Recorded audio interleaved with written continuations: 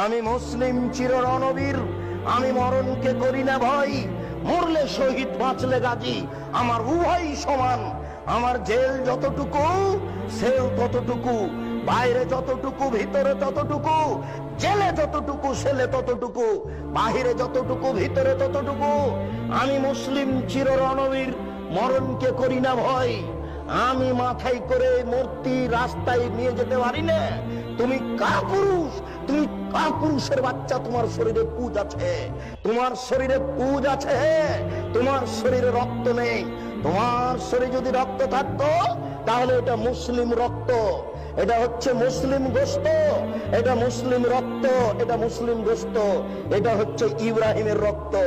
ইব্রাহিম আলাইহিস সালাম লাথি মেরে ছবি মূর্তি ভেঙে চৌচির করেছেন।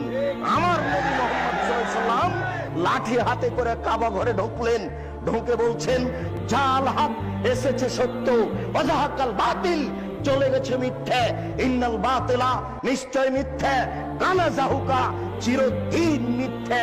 এই বলে লাথি মেরে সব বাপের ছবি মূর্তিকে ভেঙে চৌচির করে দিলেন। আর আপনি কাপুর সন্তান, মাস্টার ডিগ্রি পাস ছেলে, আপনি কি করে রাস্তাঘাটে মূর্তি তৈরি করলেন?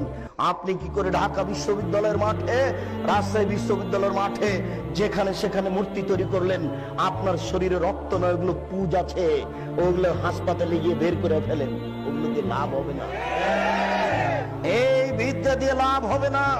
সামাজিক কুসংস্কারে একবারে সমাজ পরিপূর্ণ হয়ে আছে, সামাজিক কুসংস্কারে সমাজ একবারে পরিপূর্ণ হয়ে আছে। আশ্চর্য, সারা বাংলাদেশে রাস্তাঘাটে ল্যাংটা মেয়েকে সাজিয়ে দিয়ে লাখ সাবান বিক্রি করা হচ্ছে। এটাই হচ্ছে জাহেলিয়া।